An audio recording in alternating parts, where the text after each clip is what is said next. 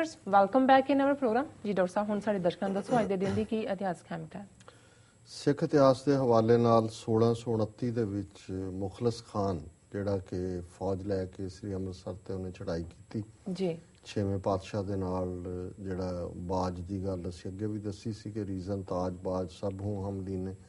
ਸੋ ਇਸ ਤੋਂ ਬਾਅਦ ਜਿਹੜੀ ਅੰਮ੍ਰਿਤਸਰ ਦੀ ਲੜਾਈ ਹੋਈ 1765 ਦੇ ਵਿੱਚ ਜਦੋਂ ਕਿ ਅਬਦਾਲੀ ਘੱਲੂਘਾਰਾ ਪਹਿਲਾਂ 1761 'ਚ ਵਰਤਾ ਕੇ ਗਿਆ ਸੀ, ਹਰਿਮੰਦਰ ਸਾਹਿਬ ਨੂੰ ਢਾਇਆ, ਅਕਾਲ ਤਖ਼ਤ ਸਾਹਿਬ ਨੂੰ ਢਾਇਆ ਔਰ ਸਿੱਖਾਂ ਨੇ ਸਰਬੱਤ ਖਾਲਸਾ ਕਰਕੇ ਗੁਰਮਤਾ ਕਰਕੇ ਲਾਹੌਰ ਫਤਿਹ ਕਰਨ ਦਾ ਗੁਰਮਤਾ ਕੀਤਾ ਔਰ 1765 ਦੇ ਵਿੱਚ ਸਿੱਖਾਂ ਨੇ ਲਾਹੌਰ ਫਤਿਹ ਕਰ ਲਿਆ ਸੀ ਜੀ। 1848 ਦੇ ਵਿੱਚ ਮਹਾਰਾਣੀ ਜਿੰਦਾਂ, ਕਿਉਂਕਿ ਪਹਿਲੀ ਐਂਗਲੋ ਸਿੱਖ ਲੜਾਈ 1846 'ਚ ਹੋਈ, ਰਾਣੀ ਜਿੰਦਾਂ ਜਿਹੜੀ ਹੈ ਉਹ ਉਸ ਨੂੰ ਉਹਨਾਂ ਨੇ ਜ਼ਲੀਲ ਕਰਨਾ ਸ਼ੁਰੂ ਕੀਤਾ। ਫਿਰ ਪੰਜਾਬ 'ਚ ਸ਼ੇਖੂਪੁਰੇ ਰੱਖਿਆ ਕਿਲੇ ਦੇ ਵਿੱਚ ਕੈਦ, ਫਿਰ ਬਨਾਰਸ, ਫਿਰ ਉੱਥੋਂ ਚਿਨਾਰ ਜਿੱਥੋਂ ਕਿ ਉਹ ਫਿਰ ਭੱਜ ਕੇ ਜਿਹੜੀ ਹੈ ਨੇਪਾਲ ਚਲੀ ਗਈ ਸੀ ਜੀ। 1850 ਦੇ ਵਿੱਚ ਮਹਾਰਾਜ ਸਿੰਘ ਜਿਨ੍ਹਾਂ ਦਾ ਨਾਮ ਨਿਹਾਲ ਸਿੰਘ ਸੀ, ਬਾਬਾ ਵੀਰ ਸਿੰਘ ਨਰੰਗਾਵਾਦੀ ਦੇ ਉਸ ਜਿਹੜਾ ਸੰਤ ਸਿਪਾਹੀ ਡੇਰੇ ਨਾਲ ਉਹਨਾਂ ਦਾ ਸੰਬੰਧ ਸੀ, ਜਿਨ੍ਹਾਂ ਬਾਬਾ ਵੀਰ ਸਿੰਘ ਨਰੰਗਾਵਾਦੀ ਦੇ ਡੇਰੇ ਤੇ ਹੀਰਾ ਸਿੰਘ ਡੋਗਰਾ ਔਰ ਇਹਨਾਂ ਨੇ ਹਮਲਾ ਕੀਤਾ ਸੀ। ਅੰਗਰੇਜ਼ਾਂ ਵੱਲੋਂ ਪੰਜਾਬ ਨੂੰ ਐਨੈਕਸ ਕਰਨ ਤੋਂ ਬਾਅਦ ਇੱਕੋ ਇੱਕ ਸ਼ਖਸੀਅਤ ਭਾਈ ਮਹਾਰਾਜ ਸਿੰਘ ਸੀ ਜਿਹਨੇ ਬਗਾਵਤ ਦਾ ਝੰਡਾ ਬੁਲੰਦ ਕੀਤਾ। ਥਾਂ ਥਾਂ ਜਾ ਕੇ ਉਹ ਸਿੱਖਾਂ ਨੂੰ ਆਰਗੇਨਾਈਜ਼ ਕਰ ਰਹੇ ਸੀ ਕਿ ਆਪਣਾ ਰਾਜ ਅਸੀਂ ਵਾਪਸ ਲੈਣੇ ਜੀ। ਪਰ ਹੁਸ਼ਿਆਰਪੁਰ ਜ਼ਿਲ੍ਹੇ 'ਚ ਸ਼ਾਮ 84 ਦੇ ਨੇੜੇ ਕਿਸੇ ਮੁਖਬਰ ਨੇ ਇਹਨਾਂ ਨੂੰ ਫੜਾ ਦਿੱਤਾ ਔਰ ਇਹ ਇੰਨੇ ਕੁ ਸਤਿਕਾਰਤ ਸੀ ਕਿ ਅੰਗਰੇਜ਼ਾਂ ਨੂੰ ਡਰ ਸੀ ਕਿ ਜੇ ਪੰਜਾਬ 'ਚ ਰਹਿਣਗੇ ਤੇ ਇਹਨਾਂ ਦੇ ਨਾਂ ਦੇ ਉੱਤੇ ਹੀ ਮੂਵਮੈਂਟ ਖੜੀ ਹੋ ਸਕਦੀ ਹੈ। ਸੋ ਇਹਨਾਂ ਨੂੰ ਜਲਾਵਤਨ ਕਰਕੇ ਸਿੰਗਾਪੁਰ ਭੇਜ ਦਿੱਤਾ ਸੀ। ਉੱਥੇ ਉਹਨਾਂ ਨੂੰ ਇੱਕ ਬੜੇ ਛੋਟੇ ਜਿਹੇ 10x8 ਦੇ ਸੈੱਲ 'ਚ ਰੱਖਿਆ। ਰੌਸ਼ਨੀ ਵੀ ਸੂਰਜ ਦੀ ਨਹੀਂ ਸੀ ਪਹੁੰਚਦੀ। ਹੌਲੀ ਹੌਲੀ ਇਹਨਾਂ ਦੀ ਅੱਖਾਂ ਦੀ ਜੋਤ ਚਲੀ ਗਈ। ਫਿਰ ਉਹਨਾਂ ਦੀ ਜਿਹੜੀ ਬਿਮਾਰੀ 'ਚ ਵੀ ਉਹਨਾਂ ਦਾ ਕੋਈ ਇਲਾਜ ਦਾ ਨਹੀਂ ਸੀ। 1856 ਦੇ ਵਿੱਚ ਸਿੰਗਾਪੁਰ ਦੇ ਵਿੱਚ ਹੀ ਉਹਨਾਂ ਨੇ ਚੜ੍ਹਾਈ ਕੀਤੀ। ਸੋ ਇਹ ਪਹਿਲੇ ਪੋਲੀਟੀਕਲ ਸਿੱਖ ਪ੍ਰਿਜ਼ਨਰ ਨੇ ਜਿਹੜੇ ਕਿ ਜਿਨ੍ਹਾਂ ਨੂੰ ਕਿ ਅੰਗਰੇਜ਼ਾਂ ਨੇ ਦੂਰ ਪੰਜਾਬ 'ਚੋਂ ਕੱਢ ਕੇ ਤੇ ਸਿੰਗਾਪੁਰ ਭੇਜਿਆ। ਉਸ ਤੋਂ ਬਾਅਦ ਫਿਰ ਬਰਮਾ ਰੰਗੂਨ ਭੇਜਣ ਲੱਗ ਗਏ। ਬਾਬਾ ਰਾਮ ਸਿੰਘ ਨਾਮਧਾਰੀ ਨੂੰ ਭੇਜਿਆ ਸੀ ਜਾਂ ਬਹਾਦਰ ਸ਼ਾਹ ਜ਼ਫਰ ਨੂੰ ਭੇਜਿਆ ਜੀ। ਫਿਰ ਇਹਨਾਂ ਨੇ ਕਾਲਾ ਪਾਣੀ ਬਣਾਇਆ, ਫਿਰ ਕਾਲੇ ਪਾਣੀ ਜਾਣ ਲੱਗੇ। ਪਰ ਪਹਿਲਾ ਜਿਹੜਾ ਪੋਲੀਟੀਕਲ ਪ੍ਰਿਜ਼ਨਰ ਪੰਜਾਬ ਦਾ ਬਾਹਰਲੀ ਜੇਲ੍ਹ 'ਚ ਉਹ ਸਿੰਗਾਪੁਰ ਸੀ ਜੀ। ਵਰਲਡ ਹਿਸਟਰੀ ਦੇ ਹਵਾਲੇ ਨਾਲ 1672 ਦੇ ਵਿੱਚ ਮੈਸਾਚੂਸੇਟਸ ਸਟੇਟ ਨੇ ਪਹਿਲੀ ਵਾਰ ਕਾਪੀਰਾਈਟ ਪੇਟੈਂਟ ਦਾ ਕੀ ਹੁੰਦਾ ਹੈ ਇਹ ਉਹਨਾਂ ਨੇ ਜਿਹੜਾ ਲਾਅ ਬਣਾਇਆ। 1862 ਦੇ ਵਿੱਚ ਡਿਪਾਰਟਮੈਂਟ ਆਫ ਐਗਰੀਕਲਚਰ ਅਮਰੀਕਾ ਦੇ ਵਿੱਚ ਬਣਿਆ। ਹੁਣ ਇੱਥੇ ਕੋਈ ਕਿਸਾਨ ਅੰਦੋਲਨ ਨਹੀਂ ਕਰਦੇ, ਕੋਈ ਸੜਕਾਂ ਤੇ ਨਹੀਂ ਆਉਂਦੇ ਜੀ ਕਣਕ ਦਾ ਕੀ ਭਾਅ ਰੱਖਤਾ, ਝੋਨੇ ਦਾ ਕੀ ਰੱਖਤਾ। ਸੋ ਇਹਨਾਂ ਦਾ ਇੱਕ ਪੂਰਾ ਮਹਿਕਮਾ ਹੈ ਡਿਪਾਰਟਮੈਂਟ ਆਫ ਐਗਰੀਕਲਚਰ, ਬੜਾ ਖੂਬਸੂਰਤ ਦਫ਼ਤਰ ਹੈ ਇਹਨਾਂ ਦਾ ਵਾਸ਼ਿੰਗਟਨ ਜੀ। ਸੋ ਪਹਿਲਾਂ ਹੀ ਦੇਖ ਲੈਂਦੇ ਨੇ ਵੀ ਕੀ ਹੈ, ਉਹਨਾਂ ਨੂੰ ਮੁਆਵਜ਼ਾ ਦੇਣਾ ਹੈ, ਸਬਸਿਡੀ ਦੇਣੀ ਹੈ। ਹੁਣ ਜੇ ਅੱਜ ਦੁੱਧ ਹੈ, ਦੂਜੀਆਂ ਚੀਜ਼ਾਂ ਤੁਹਾਨੂੰ ਸਸਤੀਆਂ ਵੀ ਮਿਲਦੀਆਂ ਪਰ ਕਿਸਾਨ ਵੀ ਕਦੇ ਡੇਅਰੀ ਵਾਲੇ ਕੋਈ ਚੀਕਾਂ ਨਹੀਂ ਮਾਰਦੇ, ਇਹ ਵੀ ਸਾਰਾ ਸਬਸਿਡਾਈਜ਼ਡ ਹੈ। ਸੋ ਇਹ ਮਹਿਕਮਾ ਜਿਹੜਾ ਇਸ ਗੱਲ ਦਾ ਧਿਆਨ ਰੱਖਦਾ ਹੈ ਕਿ ਨਾ ਕੰਜ਼ਿਊਮਰ ਨੂੰ ਮਹਿੰਗਾ ਮਿਲੇ। ਇਹ ਨਹੀਂ ਹੈ ਵੀ ਉਹ ਦੁੱਧ ਦੀ ਗੈਲਨ $10 ਦੀ ਹੋਏ ਤੇ ਜੇ ਤੁਹਾਡੀ ਮਿਨੀਮਮ ਵੇਜ $7 ਹੈ ਜਾਂ $8 ਹੈ ਤੁਸੀਂ ਅਫੋਰਡ ਨਾ ਕਰ। ਸੋ ਇਹਨਾਂ ਨੇ ਇਸ ਕਿਸਮ ਦਾ ਕੰਟਰੋਲ ਰੱਖਿਆ ਹੋਇਆ ਹੈ ਕਿ ਤੁਹਾਡੇ ਟੇਬਲ ਦੇ ਉੱਤੇ ਰੋਟੀ ਵੀ ਆ ਜਾਏ, ਫੂਡ ਆ ਜਾਏ ਮਿਨੀਮਮ ਵੇਜ ਦੇ ਨਾਲ। ਪਰ ਜਿਹੜਾ ਪ੍ਰੋਡਿਊਸ ਕਰ ਰਿਹਾ ਭਾਵੇਂ ਉਹ ਕਣਕ ਹੈ, ਚੌਲ ਹੈ, ਸਬਜ਼ੀਆਂ ਨੇ ਜਾਂ ਡੇਅਰੀ ਪ੍ਰੋਡਕਟ ਹੈ, ਉਹ ਵੀ ਜਿਹੜਾ ਉਹਨੂੰ ਵੀ ਪ੍ਰੋਪਰਲੀ ਉਸ ਦੀ ਮਿਹਨਤ ਦਾ ਫਲ ਮਿਲੇ ਜੀ। 1942 ਦੇ ਵਿੱਚ ਜਦੋਂ ਸੈਕੰਡ ਵਰਲਡ ਵਾਰ 'ਚ ਅਮਰੀਕਾ ਫਸਿਆ ਹੋਇਆ ਸੀ, ਸੋ ਇੱਥੇ ਗੈਸ ਦੀ ਬਹੁਤ ਕਮੀ ਹੋ ਗਈ। ਸੋ ਗੈਸ ਦੀ ਰਾਸ਼ਨਿੰਗ ਸੀ ਕਿ ਤੁਸੀਂ ਬਸ ਇੰਨੀ ਗੈਸ ਹੀ ਲੈ ਸਕਦੇ ਹੋ ਜੀ। 1948 ਦੇ ਵਿੱਚ ਬੈਨ ਗੁਰਿਓਨ ਨੇ ਜਦੋਂ ਇਜ਼ਰਾਈਲ ਡਿਕਲੇਅਰ ਕੀਤਾ, ਅਮਰੀਕਾ ਨੇ ਡੀਫੈਕਟੋ ਉਹਨੂੰ ਮੰਨ ਲਿਆ ਤੇ ਫਿਰ 3-4 ਮੁਲਕ ਜਿਨ੍ਹਾਂ ਦੇ ਵਿੱਚ ਸੀਰੀਆ, ਲੈਬਨਾਨ, ਇਜਿਪਟ, ਇਰਾਕ, ਇਹਨਾਂ ਦੀਆਂ ਫੌਜਾਂ ਨੇ ਹਮਲਾ ਕਰ ਦਿੱਤਾ ਸੀ ਇਜ਼ਰਾਈਲ ਤੇ, ਜਿਹਨੂੰ ਕਿ ਉਹਨੇ ਡਿਫੀਟ ਕੀਤਾ ਜੀ। 1970 ਦੇ ਵਿੱਚ ਕਿਉਂਕਿ ਸਾਊਥ ਅਫਰੀਕਾ ਦੇ ਵਿੱਚ ਅਪਾਰਥਾਈਡ ਨਸਲਵਾਦੀ ਕਾਲਿਆਂ ਗੋਰਿਆਂ ਦੀ ਵੱਖਰੀ ਲਾਈਨ ਜਿਹੜੀ ਹੈ ਹਰ ਚੀਜ਼ ਦੇ ਵਿੱਚ ਇਹ ਸੀ। ਸੋ ਉਹਨਾਂ ਨੂੰ ਓਲੰਪਿਕ ਤੋਂ ਬਾਹਰ ਕੱਢ ਦਿੱਤਾ ਸੀ ਕਿ ਵੀ ਜਦੋਂ ਤੱਕ ਤੁਸੀਂ ਇਹ ਸਭ ਦੇ ਲਈ ਬਰਾਬਰੀ ਦੇ ਲਾਅ ਨਹੀਂ ਬਣਾਉਂਦੇ, ਅਪਾਰਥਾਈਡ ਖਤਮ ਨਹੀਂ ਕਰਦੇ ਜੀ, ਇਹ ਤੁਹਾਨੂੰ ਜਿਹੜਾ ਮਾਨਤਾ ਨਹੀਂ ਹੋਏਗੀ। 1988 ਦੇ ਵਿੱਚ ਸੋਵੀਅਤ ਯੂਨੀਅਨ ਨੇ ਅਫਗਾਨਿਸਤਾਨ 'ਚੋਂ ਆਪਣੀਆਂ ਫੌਜਾਂ 1,25,000 ਦੇ ਕਰੀਬ ਉਹਨਾਂ ਦੀ ਫੌਜ ਸੀ, ਕਿਉਂਕਿ 1979 ਦੇ ਵਿੱਚ ਉਹ ਅਫਗਾਨਿਸਤਾਨ ਤੇ ਗਏ ਕਬਜ਼ਾ ਕਰਨ। ਲੇਕਿਨ ਪਠਾਨ ਇੰਨੀ ਬਹਾਦਰੀ ਦੇ ਨਾਲ ਲੜੇ ਕਿ ਵੀ ਲਗਭਗ ਜਿਹੜਾ ਇੰਨੇ ਕੁ ਸਾਲ ਬਾਅਦ 9 ਸਾਲ ਬਾਅਦ ਉਹਨਾਂ ਨੂੰ ਵਾਪਸ, ਭਾਵੇਂ ਕੰਪਲੀਟ ਵਿਦਡਰਾਅਲ ਤਾਂ ਉਹਨਾਂ ਦੀ 1990 ਤੱਕ ਜਾ ਕੇ ਹੋਈ, ਜੀ ਪਰ ਅੱਜ ਦੇ ਦਿਨ 1988 ਚ ਉਹਨਾਂ ਨੇ ਫੈਸਲਾ ਕੀਤਾ ਸੀ ਕਿ ਅਸੀਂ ਵਿਦਡਰਾਅ ਕਰਾਂਗੇ। ਜੀ ਡਾਕਟਰ ਸਾਹਿਬ, ਤੁਹਾਡਾ ਬਹੁਤ ਬਹੁਤ ਧੰਨਵਾਦ। ਸਾਡਾ ਅੱਜ ਦਾ ਪਹਿਲਾ ਸਵਾਲ ਹੈ, ਕੱਲ ਯਾਨੀ ਕਿ 16 ਮਈ ਨੂੰ ਭਾਰਤ ਦੀ ਪਾਰਲੀਮੈਂਟ ਚੋਣਾਂ ਦੇ ਨਤੀਜੇ ਆ ਰਹੇ ਹਨ।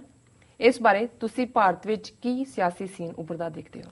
ਦੇਖੋ 16 ਤਾਂ ਕੱਲ ਜਦੋਂ ਸਾਡਾ ਆਏਗਾ ਉਦੋਂ ਅਸੀਂ ਕਵਾਂਗੇ, ਵੈਸੇ ਇੱਥੇ ਆਲਰੇਡੀ ਜਿਹੜਾ 16 ਵੱਲ ਗੱਲ ਚਲੀ ਗਈ ਜੀ, ਔਰ ਕੁਝ ਘੰਟਿਆਂ ਬਾਅਦ ਜਿਹੜੀ ਹੈ ਉਹਦੀ ਕਾਊਂਟਿੰਗ ਸ਼ੁਰੂ ਹੋ ਜਾਣੀ। ਜੀ ਦੇਖੋ ਅਸੀਂ ਇਹ ਸਾਰੇ ਸਮੇਂ ਦੇ ਵਿੱਚ ਆਪਣੀ ਕਮੈਂਟਰੀ ਦਿੱਤੀ ਹੈ, ਅੱਡ-ਅੱਡ ਪਾਰਟੀਆਂ ਬਾਰੇ ਵੀ, ਅੱਡ-ਅੱਡ ਸਟੇਟਾਂ ਦੇ ਸਿਨੈਰੀਓ ਬਾਰੇ ਵੀ, ਜੀ, ਔਰ ਸਾਨੂੰ ਇਹ ਲੱਗਦਾ ਹੈ ਵੀ ਜਿਸ ਤਰੀਕੇ ਦੇ ਨਾਲ ਇਹਨਾਂ ਨੇ ਕਾਰਪੋਰੇਟ ਸੈਕਟਰ ਨੇ ਇੱਕ ਮੋਦੀ ਵੇਵ ਕ੍ਰੀਏਟ ਕੀਤੀ, ਫਾਲਸ, ਝੂਠੀ ਸੀ, ਕਿਉਂਕਿ ਇਹਨੇ ਸੀ ਲੇਕਿਨ ਬਹੁਤ ਸਾਰੇ ਲੋਕ ਜਿਹੜੇ ਨੇ ਉਹ ਮੇਕ ਬਿਲੀਵ, ਉਹ ਵਿਸ਼ਵਾਸ ਕਰਦੇ ਨੇ ਜੋ ਉਹਨਾਂ ਨੂੰ ਵੇਚਿਆ ਜਾਂਦਾ ਹੈ।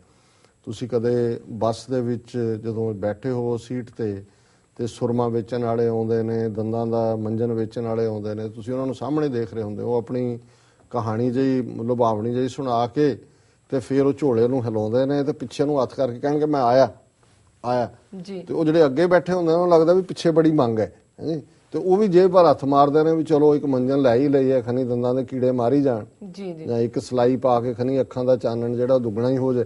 ਜੀ, ਸੋ ਇਹ ਇੱਕ ਹਿਊਮਨ ਨੇਚਰ ਹੈ ਕਿ ਜਦੋਂ ਤੁਸੀਂ ਇਸ ਕਿਸਮ ਦਾ ਮੇਕ ਬਿਲੀਵ ਕ੍ਰੀਏਟ ਕਰਦੇ ਹੋ, ਅਸੀਂ ਸਮਝਦੇ ਹਾਂ ਵੀ ਜਿਹੜੀ ਸਾਰੀ ਮੋਦੀ ਦੀ ਇਹ ਇਲੈਕਸ਼ਨ ਕੈਂਪੇਨ ਸੀ ਇਹ ਫੰਡਡ ਬਾਈ ਕਾਰਪੋਰੇਟ ਸੈਕਟਰ ਸੀ, ਵੈਲ ਪਲੈਨਡ ਸੀ, ਔਰ ਦੂਸਰਾ ਪਾਰਟ ਮੀਡੀਆ।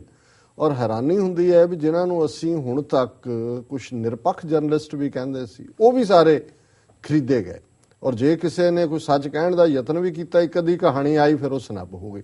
ਜੀ, ਔਰ ਹੁਣ ਅਜੇ ਵੋਟਾਂ ਗਿਣੀਆਂ ਜਾਣੀਆਂ, ਪਰ ਜਿਸ ਤਰੀਕੇ ਨਾਲ 5-6 ਓਪੀਨੀਅਨ ਪੋਲਸ ਸਿਸਟਮ ਕਿ ਜੀ ਉੱਥੇ ਪਾਰਟੀ ਹੋਏਗੀ ਨਰਿੰਦਰ ਮੋਦੀ ਦੀ, ਉੱਥੋਂ ਉੱਥੇ ਜਾਏਗਾ, ਮਿਨਿਸਟਰੀਆਂ ਵੰਡ ਰਹੇ ਨੇ ਕਿ ਜੀ ਸੁਸ਼ਮਾ ਸਵਰਾਜ ਫੋਰਨ ਮਿਨਿਸਟਰ ਬਣੇਗੀ, ਜੇਤਲੀ ਜਿਹੜਾ ਹੈ ਉਹ ਫਾਈਨੈਂਸ ਮਿਨਿਸਟਰ ਬਣੇਗਾ, ਇਹ ਸਾਰਾ ਹੁਣ ਇਹ ਜਿਹੜੀ ਸਾਰੀ ਇੱਕ ਪੋਪ ਲੀਲਾ ਖੜੀ ਕੀਤੀ ਹੈ, ਉਹਦੇ ਚ ਤਾਂ ਮੇਰਾ ਵੀ ਇਹ ਬੜਾ ਇਸ ਬਾਰੇ ਹੁੰਦਾ ਹੈ ਕਿ ਵੀ ਇਹ ਜਿਸ ਕਿਸਮ ਦਾ ਇਹਨਾਂ ਨੇ ਬਣਾ ਦਿੱਤਾ ਹੈ, ਜੇ ਇਹਨਾਂ ਦੀਆਂ ਵੋਟਾਂ ਨਾ ਨਿਕਲੀਆਂ ਬਕਸਿਆਂ ਚੋਂ, ਇਹ ਤਾਂ ਰਾਈਟਿੰਗ ਕਰ ਦੇਣਗੇ ਹਿੰਦੁਸਤਾਨ। ਹਾਲਾਂਕਿ ਜਦੋਂ ਅਸੀਂ, ਕਿਉਂਕਿ ਜਿਵੇਂ ਅਸੀਂ ਕਿਹਾ ਵੀ ਸਾਡੇ ਲਈ ਸਿੱਖ ਨੁਕਤਾ ਨਿਗਾਹ ਜਾਂ ਮਾਈਨੋਰਿਟੀਜ਼ ਦਾ, ਸੋ ਮੈਨੂੰ ਇਹ ਲੱਗਦਾ ਹੈ ਵੀ ਮੋਦੀ ਆ ਜਾਂਦਾ ਹੈ ਜਿਵੇਂ ਕਿ ਇਹਨਾਂ ਨੇ ਬਣਾਈ ਹੈ ਵੇਵ, ਫਿਰ ਵੀ ਸਾਡਾ ਬੇੜਾ ਗਰਕ ਹੈ। ਤੇ ਜੇ ਨਹੀਂ ਆਂਦਾ, ਕਈ ਵਾਰੀ ਪਾਵਰ ਦਾ ਕੱਪ ਜਿਹੜਾ ਬੁੱਲਾਂ ਦੇ ਨੇੜੇ ਜੇ ਆ ਕੇ ਜੇ ਤੁਸੀਂ ਘੁੱਟ ਨਾ ਭਰ ਸਕੋ, ਤੇ ਜਿਸ ਫਰਸਟ੍ਰੇਸ਼ਨ ਔਰ ਡੈਸਪਰੇਸ਼ਨ 'ਚ ਜਾਣਗੇ ਔਰ ਜੋ ਕੁਝ ਕਰਨਗੇ ਫਿਰ ਉਹ ਉਸ ਤੋਂ ਵੀ ਬਦਤਰ ਹੋਏਗਾ। ਜੀ, ਜੀ, ਸੋ ਅਸੀਂ ਇਹ ਸਮਝਦੇ ਹਾਂ ਵੀ ਜਿਸ ਕਿਸਮ ਦਾ ਮਾਹੌਲ ਕਾਂਗਰਸ ਨੇ ਬਿਲਕੁਲ ਫਾਈਟ ਨਹੀਂ ਦਿੱਤੀ, ਪਹਿਲੇ ਦਿਨ ਤੋਂ ਹੀ ਡੀਮੋਰਲਾਈਜ਼ ਸੀ, ਮਨਮੋਹਨ ਸਿੰਘ ਨੂੰ ਬਾਹਰ ਹੀ ਨਹੀਂ ਕੱਢਿਆ, ਰਾਹੁਲ ਗਾਂਧੀ ਉਹਨੂੰ ਵਿਚਾਰਿਆਂ ਨੂੰ ਇਹ ਨਹੀਂ ਪਤਾ ਵੀ ਦੱਖਣ ਕਿੱਥੇ ਹੈ ਤੇ ਉੱਤਰ ਕਿੱਥੇ ਹੈ, ਸੋ ਉਹ ਬਹੁਤ ਵੀਕ ਪਾਰਟ ਸੀ। ਹਾਂ, ਆਮ ਆਦਮੀ ਪਾਰਟੀ ਦੇ ਕਰੇਜ ਦੀ ਅਸੀਂ ਸਲਾਹਨਾ ਕਰਦੇ ਹਾਂ ਕਿ ਕੇਜਰੀਵਾਲ ਨੇ ਬਨਾਰਸ ਜਾ ਕੇ ਉਹਨੂੰ ਚੈਲੰਜ ਕੀਤਾ। ਪੰਜਾਬ ਦੇ ਵਿੱਚ ਵੀ ਸਿਨੈਰੀਓ ਬੜਾ ਅਨਸਰਟਨ ਹੈ, ਆਮ ਆਦਮੀ ਪਾਰਟੀ ਦੀ ਕਾਰਗੁਜ਼ਾਰੀ ਚੰਗੀ ਰਹੇਗੀ, ਪਰ ਕੁੱਲ ਮਿਲਾ ਕੇ ਮੈਂ ਕਨਕਲੂਡ ਕਰਾਂ, ਵਕਤ ਦੀ ਸੀਮਾ, ਮੈਨੂੰ ਅਜੇ ਵੀ ਇਹ ਲੱਗਦਾ ਹੈ ਕਿ ਜਿਹੜੀਆਂ 3 ਮਾਈਆਂ ਨੇ ਭਾਰਤ ਦੇ ਨਕਸ਼ੇ ਦੇ ਵਿੱਚ, ਮਾਇਆਵਤੀ ਯੂਪੀ ਦੇ ਵਿੱਚ, ਮਮਤਾ ਬੈਨਰਜੀ ਵੈਸਟ ਬੰਗਾਲ ਦੇ ਵਿੱਚ, ਜੈ ਲਲਿਤਾ ਤਮਿਲਨਾਡੂ ਦੇ ਵਿੱਚ, ਇਹਨਾਂ ਕੋਲ ਇੰਨੀਆਂ ਕਿ ਨਫ ਸੀਟਾਂ 70-80 ਤੱਕ ਆ ਜਾਣੀਆਂ ਚਾਹੀਦੀਆਂ ਕਿ ਇਹ ਬਾਰਗੇਨ ਕਰਨਗੇ। ਜਾਂ ਤਾਂ ਮੋਦੀ ਨਾਲ ਹੀ ਸਕਦੀਆਂ ਇਹਨਾਂ 'ਚੋਂ ਵੀ, ਮਮਤਾ ਬੈਨਰਜੀ ਨੂੰ ਛੱਡ ਕੇ ਦੋਨੋਂ ਜਾ ਸਕਦੀਆਂ ਬੀਬੀਆਂ, ਲੇਕਿਨ ਫਿਰ ਇੰਨਾ ਕੰਮ ਸੌਖਾ ਨਹੀਂ ਰਹੇਗਾ ਕਿ ਵੀ ਇਹ ਮਨਮਰਜ਼ੀ ਦੀ ਜਿਹੜੀ ਹੈ ਉਹ ਸਰਕਾਰ ਬਣਾ ਕੇ ਜੋ ਚਾਹਣ ਉਹ ਕਰਨ, ਜੇ ਡਿਪੈਂਡੈਂਟ ਇਸ ਕਿਸਮ ਦਾ ਹੁੰਦੇ ਨੇ। ਬਾਕੀ ਮੰਡੇ ਆ ਕੇ ਬਾਕੀ ਗੱਲਬਾਤ ਕਰਾਂਗੇ ਜੀ, ਉਦੋਂ ਤੱਕ ਪਤਾ ਲੱਗ ਜਾਏਗਾ ਕਿ ਕਿਹਦੇ ਡੱਬੇ ਚੋਂ ਕੀ ਨਿਕਲਿਆ। ਜੀ ਬਿਲਕੁਲ ਜੀ ਡਾਕਟਰ ਸਾਹਿਬ, ਹੁਣ ਸਾਡੇ ਦਰਸ਼ਕਾਂ ਨੂੰ ਦੱਸੋ ਅੱਜ ਦਾ ਵਿਚਾਰ। ਅੱਜ ਦੇ ਵਿਚਾਰ ਲਈ ਅਸੀਂ ਬਾਬਾ ਫਰੀਦ ਜੀ ਦੇ 2 ਸ਼ਲੋਕ ਚੁਣੇ ਨੇ, ਸ਼ਲੋਕ ਨੰਬਰ 72 ਤੇ 73। ਪਹਿਲਾ ਸ਼ਲੋਕ ਹੈ, ਜੋ ਸਿਰ ਸਾਈਂ ਨਾ ਨਿਵੈ ਸੋ ਸਿਰ ਕੀਜੈ ਕਾਹੇ, ਕੁੰਨੇ ਹੇਠ ਜਲਾਈਐ ਬਾਲਣ ਸੰਧੈ ਥਾਏ। ਹੁਣ ਇਹ ਰੱਬ ਦੀ ਯਾਦ, ਹਿਊਮਿਲਿਟੀ ਦੇ ਵਿੱਚ ਰੱਬ ਦੇ ਅੱਗੇ ਸਿਰ ਝੁਕਾਉਣਾ। ਸਾਡੇ ਮੁਸਲਮਾਨ ਭਰਾ ਭੈਣਾਂ ਨਮਾਜ਼ ਪੜ੍ਹ ਕੇ ਜਿਹੜਾ ਉਹ ਸਿਰ ਝੁਕਾਉਂਦੇ ਨੇ, ਉਹ ਰੱਬ ਦੇ ਵੱਲ, ਜਿਸ ਦਾ ਨਾਂ ਅੱਲਾ ਅਰੈਬਿਕ ਦੇ ਵਿੱਚ, ਉਹਨਾਂ ਦੇ ਫੇਥ ਦੇ ਵਿੱਚ। ਹੁਣ ਬਾਬਾ ਫਰੀਦ ਇਹ ਕਹਿੰਦੇ ਨੇ ਕਿ ਜਿਹੜਾ ਸਿਰ ਬੰਦਗੀ ਦੇ ਵਿੱਚ ਝੁਕਦਾ ਨਹੀਂ, ਰੱਬ ਦੀ ਯਾਦ 'ਚ ਝੁਕਦਾ ਨਹੀਂ, ਉਸ ਸਿਰ ਨੂੰ ਕੀ ਕਰਨਾ? ਜੋ ਸਿਰ ਸਾਈਂ ਨਾ ਨਿਵੈ ਸੋ ਸਿਰ ਕੀਜੈ ਕਾਇ। ਉਸ ਸਿਰ ਨੂੰ ਕੀ ਕਰਨਾ? ਕੁੰਨੇ ਹੇਠ ਜਲਾਈਏ, ਕਿ ਵੀ ਇਹੋ ਜਿਹਾ ਸਿਰ ਤਾਂ ਫਾਇਰ ਪਲੇਸ ਦੇ ਵਿੱਚ ਸਾੜ ਦੇਣਾ ਚਾਹੀਦਾ। ਕੁੰਨੇ ਹੇਠ ਜਲਾਈਏ ਬਾਲਣ ਸੰਧੈ ਥਾਏ, ਇਨ ਪਲੇਸ ਆਫ ਫਾਇਰਵੁੱਡ। ਵੀ ਲੱਕੜ ਦੀ ਲੋੜ ਨਹੀਂ ਹੈ, ਫਿਰ ਉਹ ਸਿਰ ਹੀ ਜਿਹੜਾ ਉਹਦੇ 'ਚ ਸਾੜ ਦਿਓ, ਜਿਹੜਾ ਰੱਬ ਦੇ ਪਿਆਰ ਦੇ ਵਿੱਚ, ਰੱਬ ਦੀ ਯਾਦ ਦੇ ਵਿੱਚ, ਰੱਬ ਦੇ ਅਦਬ ਦੇ ਵਿੱਚ ਨਾ ਚੁਕੇ। ਸੋ ਇਹ ਕਿਉਂਕਿ ਅਲੰਕਾਰ ਨੇ ਭਾਵ ਹੈ, ਇਹ ਕੋਈ ਲਿਟਰਲ ਨਹੀਂ ਹੁੰਦਾ, ਇਹ ਭਾਵਨਾਵਾਂ ਦਾ ਇਜ਼ਹਾਰ ਹੁੰਦਾ ਹੈ ਕਿ ਵੀ ਕਿਵੇਂ ਰੱਬ ਦੀ ਯਾਦ ਤੋਂ ਬਿਨਾ ਹੋਰ ਕੋਈ ਜੀਵਨ ਦਾ ਮਕਸਦ ਨਹੀਂ ਹੈ। ਤੇ ਜਿਹੜਾ ਰੱਬ ਨੂੰ ਅੱਗੇ ਨਹੀਂ ਝੁਕੇਗਾ ਉਹ ਇਹ ਵੀ ਹੰਕਾਰ ਨਾਲ ਹੰਕਾਰਿਆ ਹੋਏਗਾ, ਜਿਹਨੂੰ ਅਸੀਂ ਪੰਜਾਬੀ 'ਚ ਕਹਿੰਦੇ ਜਿਹਦੇ ਤਾਂ ਧੌਣ 'ਚ ਸਰੀਆ, ਜਿਹਦੇ ਧੌਣ ਸਿੱਧੀ ਰੱਖਦਾ ਸਰੀਆ। ਜਾਂ ਗੁਰੂ ਸਾਹਿਬ ਨੇ, ਗੁਰੂ ਅਰਜਨ ਸਾਹਿਬ ਨੇ ਫਰਮਾਇਆ, ਗਰੀਬਾਂ ਉੱਪਰ ਜੇ ਖਿੰਝੈ ਦਾੜੀ ਪਾਰ ਬ੍ਰਹਮ ਸਾ ਅਗਨ ਮੈਂ ਸਾੜੀ। ਹੁਣ ਉੱਥੇ ਵੀ ਅਗਨ 'ਚ ਸਾੜਨ ਦੀ ਗੱਲ ਹੈ, ਵੀ ਇਹੋ ਜਿਹੀ ਦਾੜੀ ਵਾਲਾ ਚਿਹਰਾ ਫੂਕੇ ਜਾਣ ਦੇ ਕਾਬਲ ਹੈ ਜਿਹੜਾ ਗਰੀਬਾਂ ਦੇ ਉੱਤੇ ਜ਼ੁਲਮ ਕਰਦਾ। ਤੇ ਬਾਬਾ ਫਰੀਦ ਰੱਬ ਦੀ ਯਾਦ ਨਾਲ ਜੋੜ ਕੇ ਇਹੀ ਜਿਹੜਾ ਸੁਣਾਉਂਦੇ ਨੇ। ਔਰ ਦੂਸਰਾ ਸ਼ਲੋਕ ਹੈ, ਫਰੀਦਾ ਕਿੱਥੈ ਤੈਂਡੇ ਮਾਪਿਆਂ ਜਿਨਹੀ ਤੂੰ ਜਣਿਓ ਇਹ, ਤੈ ਪਾਸੋਂ ਇਹ ਲੱਦ ਗਏ ਤੂੰ ਅਜੈ ਨਾ ਪਤੀਣ ਹੋਏ।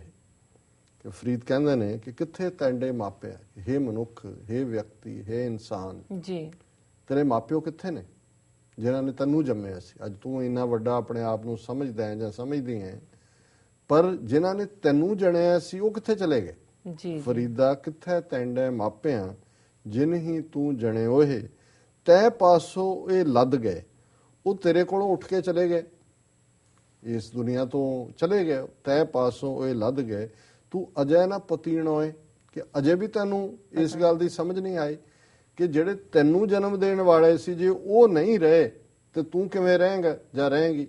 ਇਨ ਦਾ ਐਂਡ ਹਰ ਇੱਕ ਨੇ ਜਾਣਾ, ਜੋ ਆਇਆ ਸੋ ਚਲ ਸੀ, ਸਭ ਕੋਈ ਆਈ ਬਾਰੀ ਹੈ, ਸਭ ਕੇ ਜੀ ਪ੍ਰਾਣ ਹੈ, ਕਿ ਉਹ ਸਾਹਿਬ ਮਨੋ ਵਿਸਾਰੀ ਹੈ, ਆਪਣ ਹੱਥੀਂ ਆਪਣਾ ਆਪੇ ਹੀ ਕਾਜ ਸਵਾਰੀ। ਕਿ ਜੀਵਨ ਮਿਲਿਆ, ਇਹੀ ਬਾਬਾ ਫਰੀਦ ਕਹਿਣਾ ਚਾਹੁੰਦੇ ਨੇ ਕਿ ਭਾਈ ਆਪਣੇ ਆਪ ਨੂੰ ਸਮਝ, ਇਹ ਜੀਵਨ ਉਸ ਦੀ ਯਾਦ ਲਈ ਹੈ, ਉਸ ਦੀ ਇਬਾਦਤ ਲਈ ਹੈ, ਉਸ ਦੀ ਯਾਦ ਨੂੰ ਆਪਣਾ ਜੀਵਨ ਸਮਰਪਿਤ ਕਰ। ਔਰ ਆਲਾ ਦੁਆਲਾ ਦੇਖ ਕਿ ਮਾਪਿਓ ਵੀ ਜੇ ਧਨ ਇਕੱਠਾ ਕਰਦੇ ਸੀ ਤਾਂ ਇੱਥੇ ਰਹਿ ਗਏ ਜੀ, ਤੇ ਜੇ ਕੋਈ ਉਹਨਾਂ ਦੇ ਮਾਪਿਓ ਸੀ ਉਹ ਵੀ ਚਲੇ ਗਏ। ਜਦੋਂ ਹਰ ਇੱਕ ਨਹੀਂ ਚਲੇ ਜਾਣਾ, ਇਹ ਵਿਧਾਨ ਹੈ ਅਕਾਲ ਪੁਰਖ ਦਾ, ਫਿਰ ਇਹੀ ਹੈ ਕਿ ਜਿਹੜੇ ਪਲ ਮਿਲੇ ਨੇ, ਜਿਹੜਾ ਸਵਾਸ ਮਿਲੇ ਨੇ, ਹਰ ਜਪੰਦਿਆਂ ਖਿਨ ਢਿੱਲ ਨਾ ਕੀਚਈ ਮੇਰੀ ਜਿੰਦੜੀਏ, ਮਤ ਕੇ ਜਾਪੇ ਸਾ ਆਵੇ ਕਿ ਨਾ ਆਵੇ ਰਾਮ। ਜੀ ਜੀ ਰਾਓ ਸਾਹਿਬ, ਇਹ ਅੱਜ ਦਾ ਵਿਚਾਰ ਹੈ ਜੀ। ਰਾਓ ਸਾਹਿਬ, ਅੱਜ ਦੇ ਵਿਚਾਰ ਦੇ ਨਾਲ ਆਪਣੇ ਵਿਊਅਰਸ ਕੋਲ ਲੈਣੇ ਇਜਾਜ਼ਤ। ਵਿਊਅਰਸ, ਸਾਡੇ ਪ੍ਰੋਗਰਾਮ ਦਾ ਸਮਾਂ ਇੱਥੇ ਸਮਾਪਤ ਹੁੰਦਾ। ਤੁਸੀਂ ਆਪਣੀ ਰਾਏ ਤੇ ਸੁਝਾਅ ਸਾਨੂੰ ਭੇਜਣਾ ਨਾ ਭੁੱਲਣਾ ਸਾਡੇ ਇਸ ਪਤੇ ਤੇ sos@tv84.tv ਤੇ। ਅਸੀਂ ਆਪਣਾ ਪ੍ਰੋਗਰਾਮ ਲੈ ਕੇ ਫਿਰ ਤੁਹਾਡੇ ਰੂਬਰੂ ਹੋਵਾਂਗੇ। ਤਦ ਤੱਕ ਲਈ ਮੈਨੂੰ